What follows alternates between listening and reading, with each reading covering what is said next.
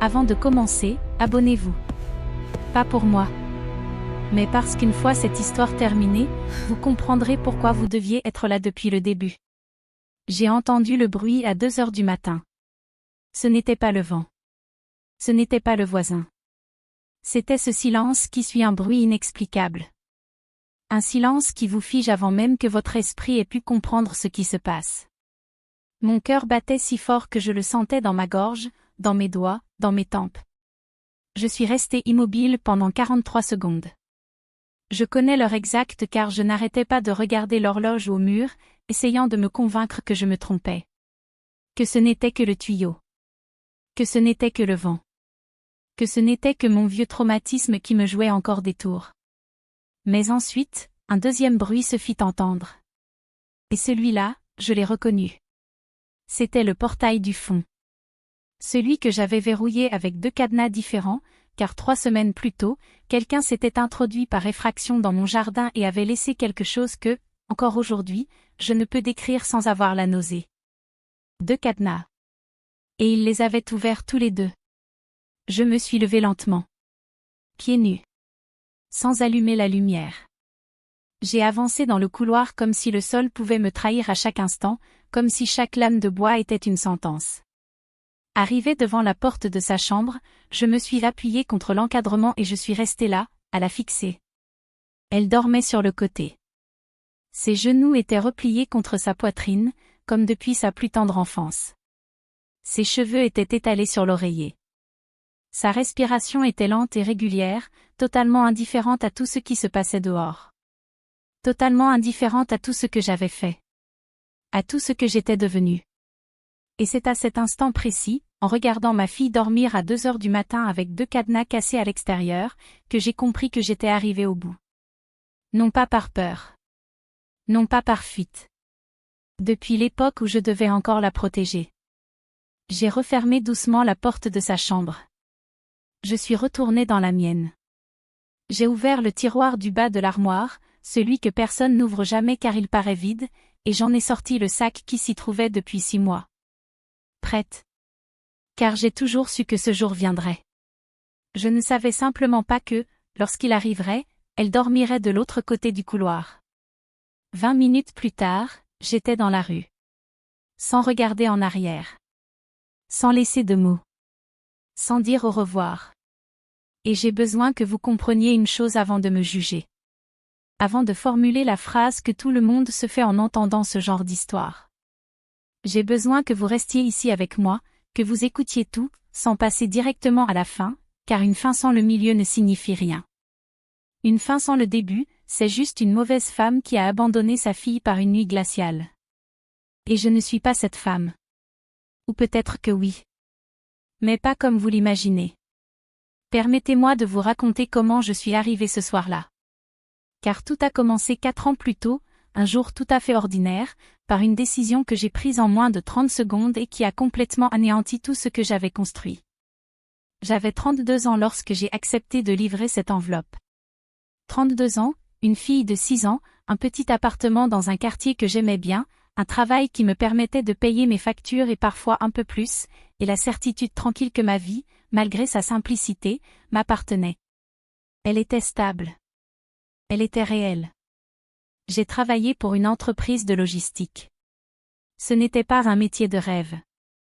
J'organisais les tournées, je discutais avec les chauffeurs, je gérais les retards de livraison, je buvais du café imbuvable et je rentrais chez moi à 18 heures. C'était typiquement le genre de travail invisible qui fait tourner le monde et que personne ne reconnaît jamais. Mais ça me plaisait. J'aimais la routine. J'aimais savoir à quoi m'attendre chaque jour. Après tout ce que j'avais vécu dans mon enfance, la prévisibilité était le plus grand luxe que je connaissais. Ma fille s'appelait Isabella. Tout le monde l'appelait Bella. Elle avait les cheveux bouclés comme les miens, les yeux sombres de son père qu'elle n'avait jamais connu, et un regard si intense qu'il m'effrayait parfois. Elle vous fixait comme si elle lisait en vous quelque chose d'invisible. 6 ans. Cet enfant de 6 ans me comprenait déjà mieux que n'importe quel adulte que j'ai jamais connu. Et c'est grâce à elle que j'ai dit oui. Cet homme s'appelait Rogerio. Il n'était pas mon supérieur direct, mais il était bien connu dans l'entreprise, le genre de personne que tout le monde salue dans les couloirs sans savoir exactement ce qu'il fait. Il m'a appelé un jeudi après-midi, alors que tout le monde songeait déjà à la fin de la journée, et m'a fait une proposition. Il avait besoin de quelqu'un de confiance pour effectuer une livraison privée. Rien de la part de l'entreprise. Un service personnel. Une enveloppe. Une adresse. 200 réaux en espèces pour la livraison. 200 reais. Je sais ce que vous pensez.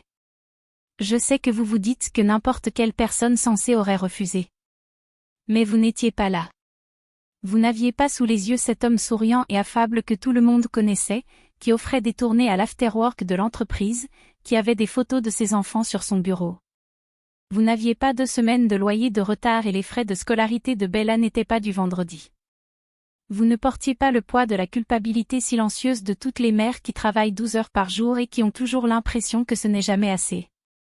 200 réaux, c'était le loyer pour une semaine de honte en moins. Alors j'ai dit oui. L'enveloppe était blanche. Ordinaire. Le genre qu'on achète dans n'importe quelle papeterie. Scellé avec du ruban adhésif aux 2 extrémités. Il m'a tendu l'adresse écrite sur un bout de papier, et quand je l'ai regardé, attendant d'autres instructions, il a simplement dit, inutile d'attendre une réponse. Donnez-moi ça et partez. C'est tout. Et c'était simple. J'y suis allé pendant ma pause déjeuner. L'adresse était un immeuble de bureau à 12 minutes de mon lieu de travail. Je suis monté au 12e étage, j'ai remis l'enveloppe à un homme qui n'a pas donné son nom, qui ne m'a pas demandé le mien, qui a pris l'enveloppe comme s'il l'attendait depuis des semaines, et je suis parti. 35 minutes. 200 reais. 3 semaines plus tard, Rogerio m'a rappelé. Et j'ai dit oui à nouveau. Parce que rien ne s'était passé la première fois. Parce que l'argent avait été utile. Parce que cette deuxième fois, il m'en avait proposé 300 et que je commençais déjà à calculer ce que je pourrais faire avec 300 réaux par livraison, si cela devenait régulier. Je n'ai ouvert aucune des enveloppes. Il est important que vous le sachiez. Non pas par excès de zèle moral, mais par peur de ce que j'y trouverais. Et parfois, l'ignorance est la seule protection dont nous disposons. La 3e livraison était différente. L'adresse se trouvait dans une rue que je ne connaissais pas, dans un quartier dont la réputation m'était familière, le genre de quartier qu'on traverse en voiture, fenêtre fermée. J'ai pris le bus, faute de voiture, et en descendant au bon arrêt, j'ai immédiatement compris que j'avais franchi une limite dont j'ignorais même l'existence. L'homme qui m'a accueilli n'était pas dans un bureau.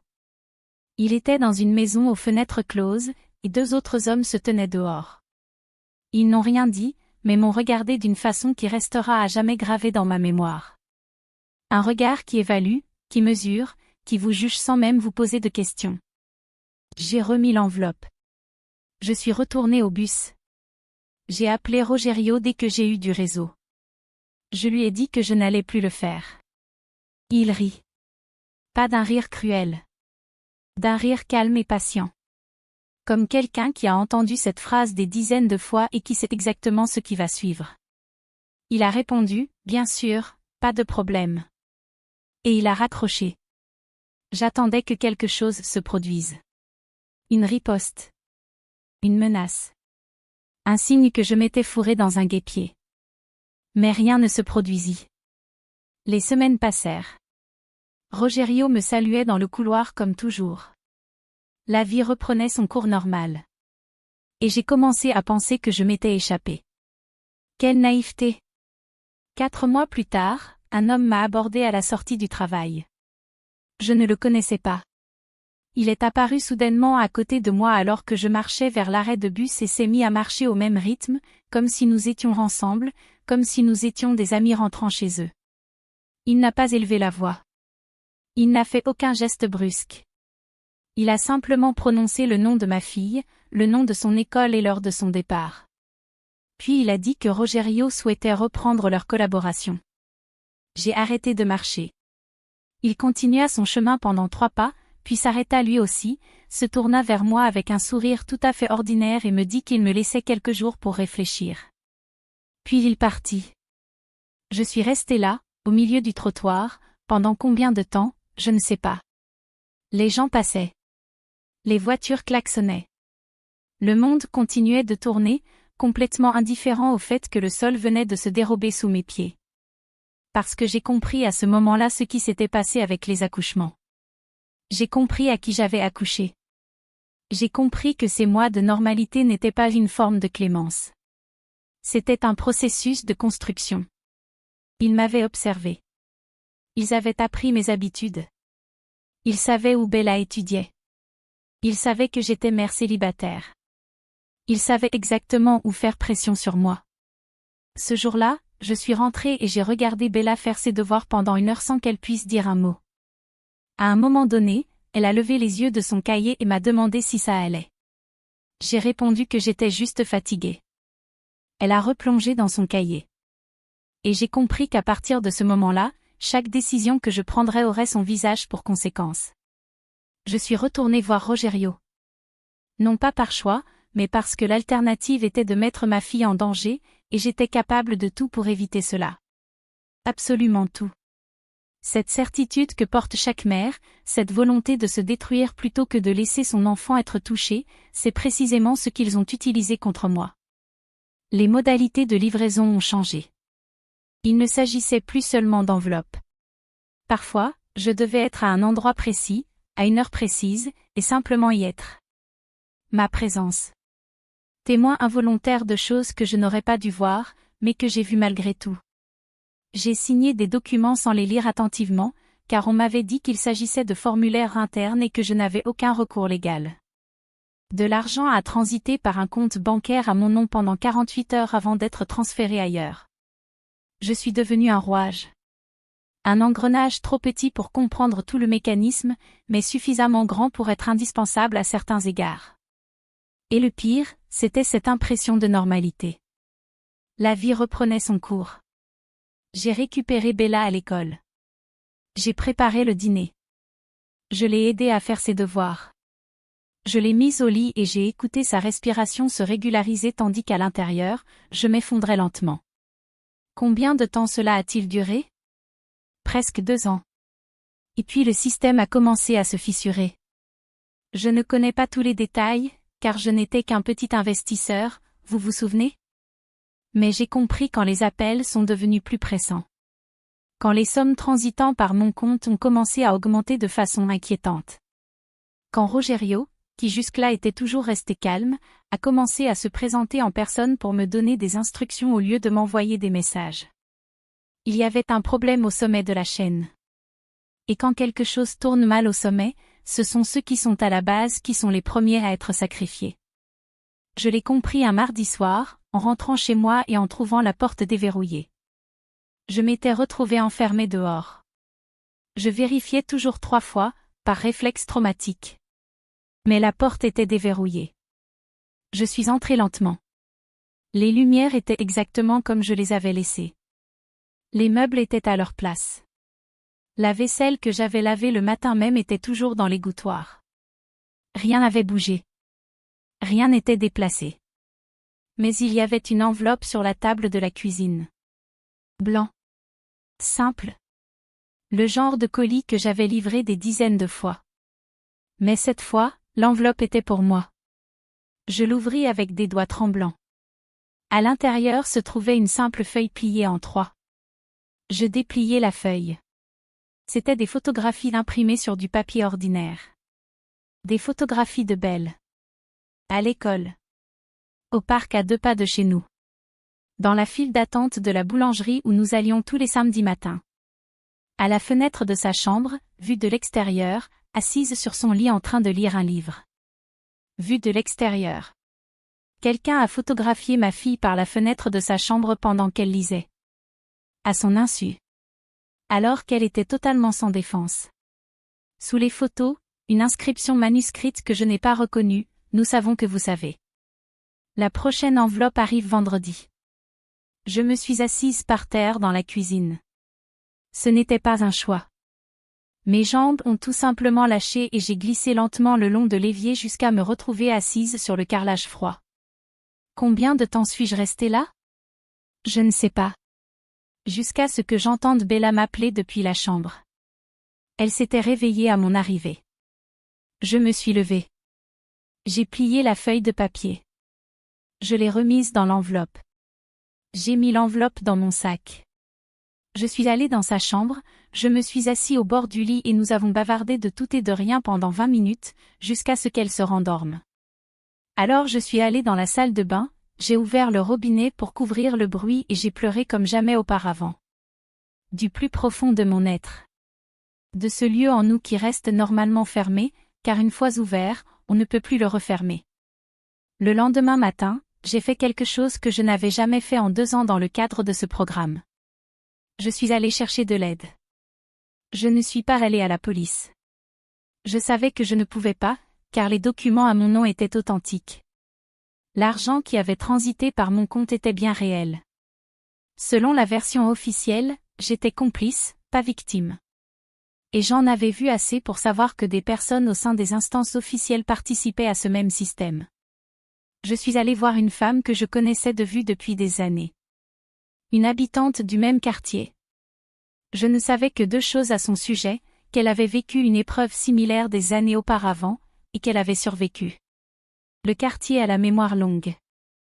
Les histoires circulent en filigrane, dans la façon dont on parle du passé sans nommer les faits. Elle s'appelait Vera. Elle m'a salué sans m'inviter à m'asseoir, m'a dévisagé longuement depuis l'embrasure de la porte, puis a dit « Je savais que tu finirais par venir. » Entre. La maison de Vera était unique en son genre. Elle était d'un ordre qui ne s'imprimait pas par caprice, mais par nécessité. Chaque chose à sa place, car chaque chose avait une fonction. Rien de superflu. Elle me servit un café sans me demander si j'en voulais et s'assit en face de moi, me fixant d'une attention qui me donnait envie de me faire toute petite. J'ai tout raconté. Depuis la première enveloppe. Depuis Rogerio. Depuis les photos. Depuis la porte non verrouillée. Elle m'écouta sans m'interrompre.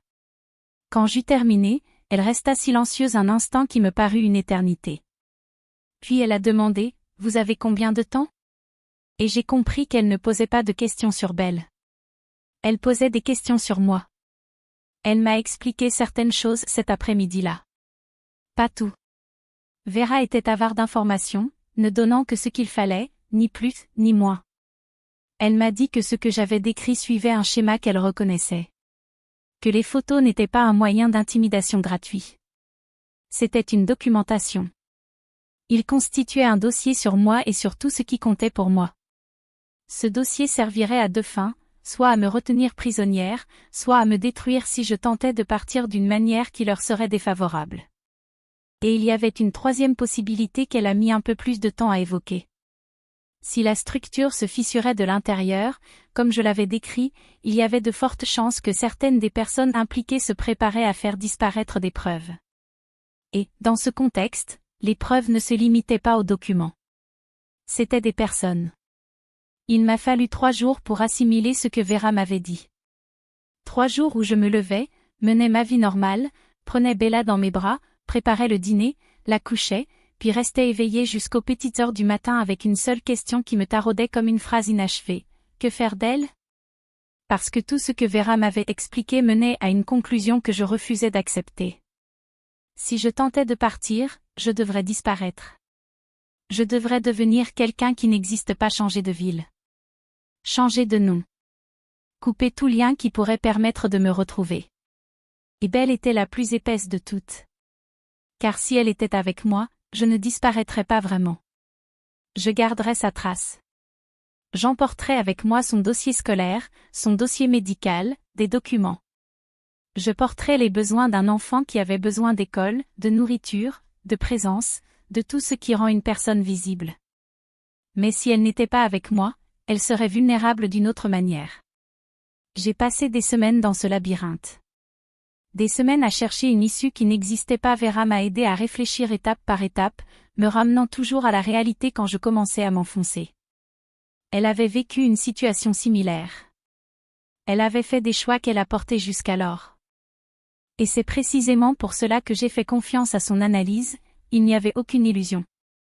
Aucune promesse que tout irait bien. Il n'y avait que la dure réalité de ce qui était possible à faire. Et c'est Vera qui a dit la première à voix haute ce que je savais déjà mais que je n'arrivais pas à formuler, Isabella doit être dans un endroit où ils ne peuvent pas l'atteindre. Et le seul endroit où elle serait vraiment en sécurité est un endroit qui n'a aucun lien avec vous. J'ai entendu ces mots et j'ai eu l'impression que quelqu'un m'avait enfoncé la main dans la poitrine et m'avait serré fort. Vera avait une sœur à la campagne.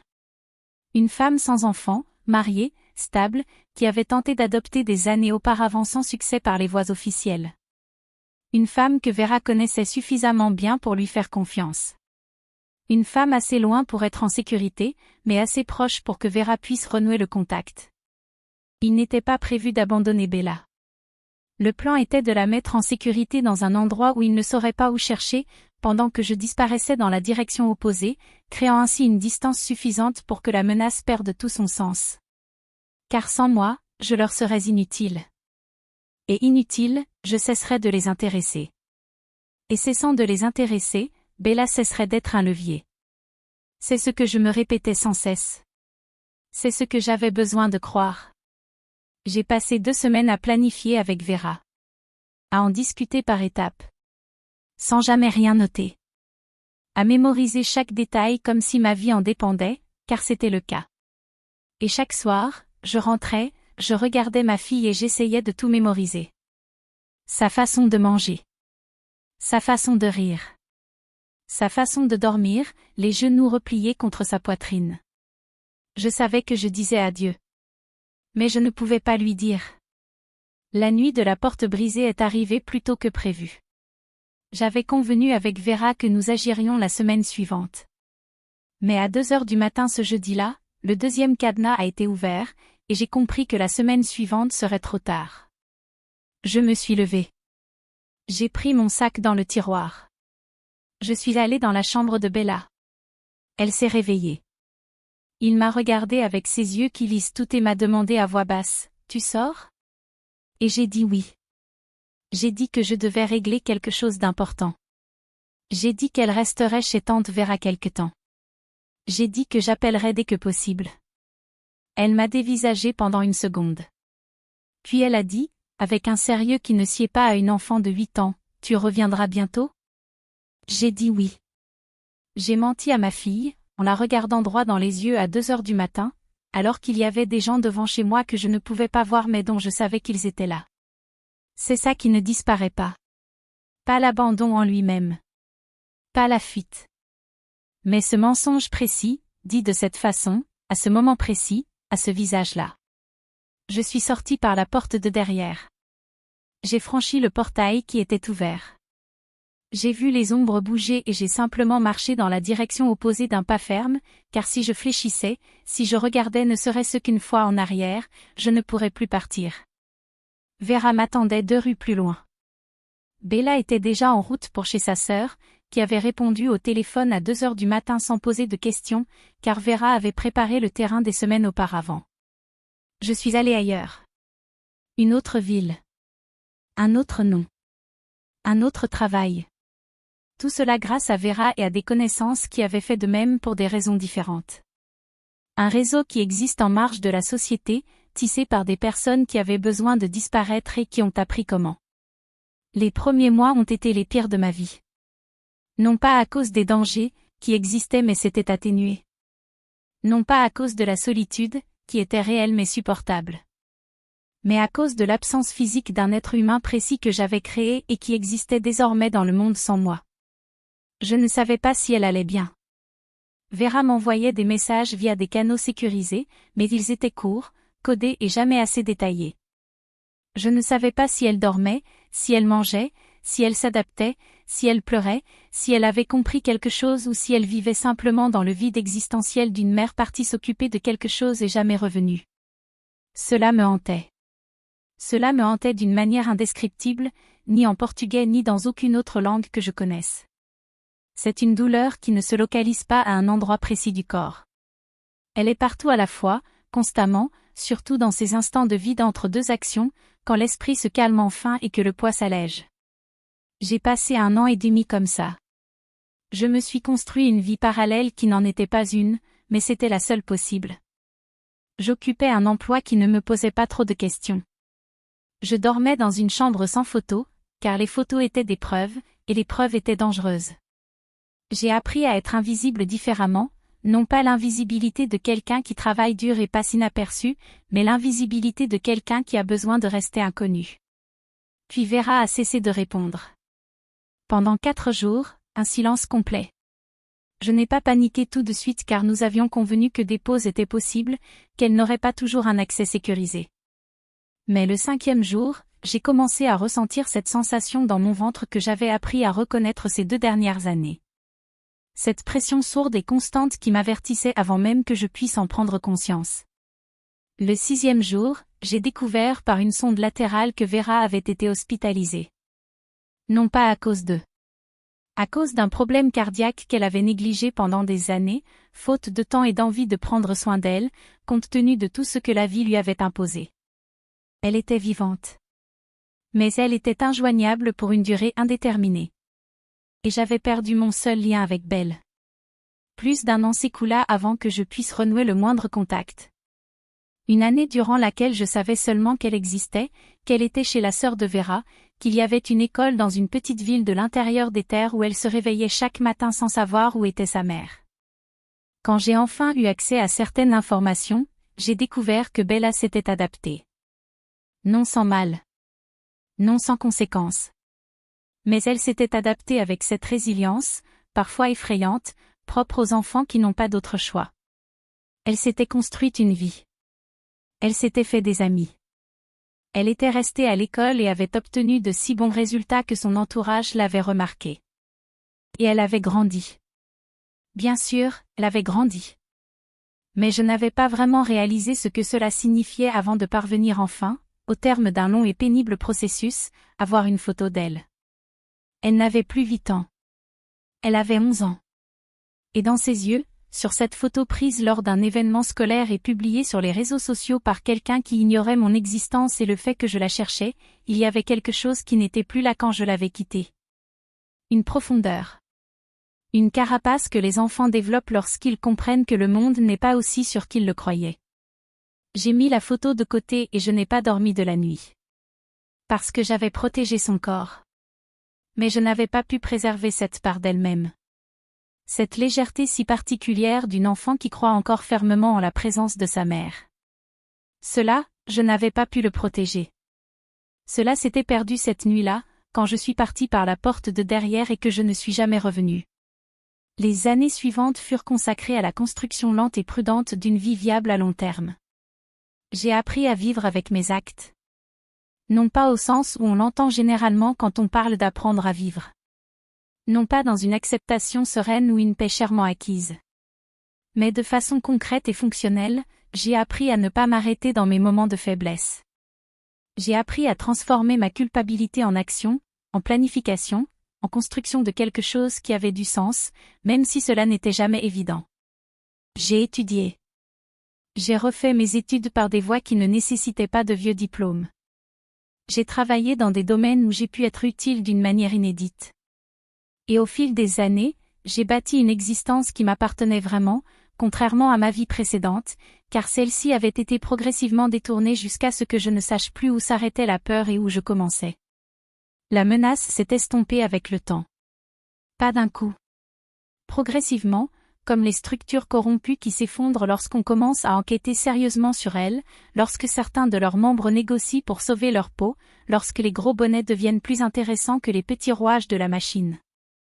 J'ai eu connaissance de certains développements par le biais des médias. J'en ai eu connaissance d'autres grâce à des contacts que j'avais soigneusement entretenus dans le milieu, des personnes ayant vécu des expériences similaires. Rogerio a été arrêté 3 ans après mon départ. Pour d'autres raisons. Mais il a été arrêté. Quand j'ai lu la nouvelle, je me suis assise dans la salle de bain de mon nouvel appartement, dans la nouvelle ville, celle qui portait un nom différent de celui de ma ville d'origine, et j'ai longuement fixé le sol. Je n'ai pas ressenti de soulagement. J'ai éprouvé cette sensation étrange qui arrive quand ce que l'on attendait comme solution miracle ne résout rien, car on ne peut pas se faire rembourser la facture simplement parce que la cause initiale a disparu. La beauté a continué d'exister sans moi. Et j'ai continué à exister sans elle. Cela fait quelques années que le danger est complètement écarté. Cela fait quelques années que je n'ai pas pu, en théorie, tenter de reprendre contact. Vera s'est rétablie et nous avons recommencé à échanger des messages de temps à autre. Elle m'a dit que Bella avait obtenu son diplôme. Elle s'était lancée dans une carrière dans le secteur de la santé. Elle s'était construit une vie qui, vue de l'extérieur, semblait stable. Mais je n'ai jamais pris contact. Non pas par peur. Non pas parce que c'était dangereux. Pour une raison plus difficile à expliquer. Que pouvais-je lui offrir maintenant? Une explication qu'elle n'avait pas demandée. Une vérité qui apaiserait ma culpabilité, mais risquerait de détruire l'équilibre qu'elle avait mis des années à construire. J'avais pris une décision qui avait bouleversé sa vie d'une manière que je ne pourrais jamais pleinement appréhender. Et me présenter maintenant reviendrait à prendre une autre décision concernant sa vie, sans tenir compte de ses besoins, mais en fonction des miens. Et je n'avais plus le droit de le faire. Alors j'ai gardé mes distances. Avec les quelques informations qui me parvenaient indirectement. Je me suis forgé une image d'Isabella à la fois réelle et imaginaire, et je savais qu'elle ne correspondait probablement pas tout à fait à la personne qu'elle était devenue. Et puis je suis tombée malade. Ce n'était pas spectaculaire. Ça ne s'est pas fait du jour au lendemain. C'était ce lent processus de maladie qui survient lorsque le corps décide de réclamer son dû pour les années d'inaction de l'esprit. Examen. Diagnostic. Traitement. Hôpital. J'étais alitée dans un hôpital, dans une ville où elle ignorait que j'habitais, lorsque la porte s'est ouverte. J'attendais l'infirmière de garde. La personne qui est entrée n'était pas l'infirmière. C'était une jeune femme en blouse blanche, les cheveux attachés, qui entra en consultant le dossier du patient et ne leva les yeux que lorsqu'elle fut presque à ma hauteur. Elle me salua alors d'un ton professionnel, comme si elle prononçait cette formule une trentaine de fois par jour, « Bonjour », et j'ai cessé de respirer. Car ses yeux qui me fixaient, sombres et intenses, avec cette capacité à lire que j'avais reconnue lorsqu'elle avait 6 ans, étaient les yeux de ma fille. Elle était là. 20 ans plus tard. En blouse blanche. En train de lire un dossier médical. Et ce dossier, c'était le mien. Le destin a un humour ni cruel ni bienveillant. Il est simplement indifférent. Il referme les cercles qu'il souhaite fermer sans demander la permission. Elle ne m'a pas reconnue. Bien sûr, elle ne m'a pas reconnue. Mon nom figurait différemment sur le dossier médical. J'avais 20 ans de plus. J'étais patiente dans l'hôpital où elle travaillait, un visage parmi tant d'autres durant son service. Et j'ai cessé de respirer. Car ses yeux qui me fixaient, sombres et intenses, avec cette capacité à lire que j'avais reconnue lorsqu'elle avait 6 ans, étaient les yeux de ma fille. Elle était là. 20 ans plus tard. En blouse blanche. En train de lire un dossier médical. Et ce dossier, c'était le mien. Le destin a un humour ni cruel ni bienveillant. Il est simplement indifférent. Il referme les cercles qu'il souhaite fermer sans demander la permission. Elle ne m'a pas reconnue. Bien sûr, elle ne m'a pas reconnue. Mon nom figurait différemment sur le dossier médical. J'avais 20 ans de plus. J'étais patiente dans l'hôpital où elle travaillait, un visage parmi tant d'autres durant son service. Elle m'a examinée avec compétence et attention. Elle a posé les questions nécessaires. Elle a noté ce qu'il fallait noter. Et il y avait en elle, dans sa façon de travailler, dans son regard sur les patients, une présence que j'ai reconnue. Non pas la mienne, mais la sienne propre. Elle était devenue une personne à part entière. J'ai failli prononcer son nom. À un moment donné pendant cet examen, alors qu'elle me tournait le dos et prenait des notes, j'ai failli dire « magnifique ». Mais je ne l'ai pas dit. Parce que j'ignorais ce qui allait se passer ensuite. Parce que j'ignorais si elle était à un stade de sa vie où cette information serait bien accueillie sans tout détruire. Parce que je n'avais pas le droit de bouleverser son quotidien en plein service à l'hôpital, en blouse blanche, en train de finaliser des dossiers médicaux. Elle est partie. Elle a dit qu'elle reviendrait plus tard pour vérifier les résultats. Elle n'est pas revenue. Un autre médecin est venu. J'ai passé la nuit blanche à fixer le plafond. Je repensais à ce qu'elle avait dit quand elle avait 8 ans, avec ses yeux qui lisaient tout, « Tu reviendras bientôt ?» Et comme je l'avais dit, oui. Lorsque j'ai quitté l'hôpital, je suis partie. Je n'ai laissé aucune information de contact. Je n'ai rien laissé. Parce que certaines vérités n'arrivent pas au moment opportun simplement parce qu'on le souhaite. Parce que certaines rencontres sont de celles que le destin organise, non pas pour que vous agissiez, mais pour que vous voyiez. Pour que vous compreniez que sa vie continuait. Qu'elle allait bien. Que ce que j'avais fait, quel qu'en ait été le prix, avait atteint son but. Elle était vivante. Elle avait obtenu son diplôme. Elle aidait des gens en blouse blanche dans un hôpital. Et elle était arrivée là-bas sans moi. Cela a-t-il suffi? Non. Ce ne sera jamais le cas. Mais c'était tout ce que j'avais. Et dis-moi. Toi qui as tout entendu jusqu'ici. Toi qui es resté avec moi, du bruit à la porte jusqu'à la blouse blanche. Si c'était toi sur ce lit d'hôpital. Si c'était toi qui la regardais dans les yeux. Auriez-vous dit le non? Parce que j'y pense tous les jours. Et chaque jour, j'arrive à la même conclusion. Et chaque jour, je ne sais pas si cette réaction est du courage ou de la lâcheté. Si cette histoire vous a touché, si à un moment donné vous vous êtes identifié, à elle ou à moi, alors abonnez-vous à la chaîne. Car ici, chaque histoire recèle une vérité que la plupart des gens passent leur vie à éviter. Et la prochaine arrive bientôt.